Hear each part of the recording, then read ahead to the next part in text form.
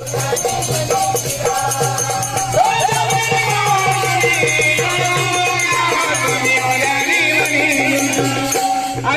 महाराज योजना म्हणजे कशा प्रकारची आपल्या गावामध्ये गरीब कुटुंब आहे, आजारी आहे, एखादी व्यक्ती आजारी आहे, एखादी महिला आजारी आहे, त्यांच्याकडे पैसे नसतील, दुर्धर आजार आहे, दुर्धर आजार अशा प्रकारचे की जास्त ऑपरेशन करावं लागतं, त्यासाठी आपल्याकडे पैसे नसतील.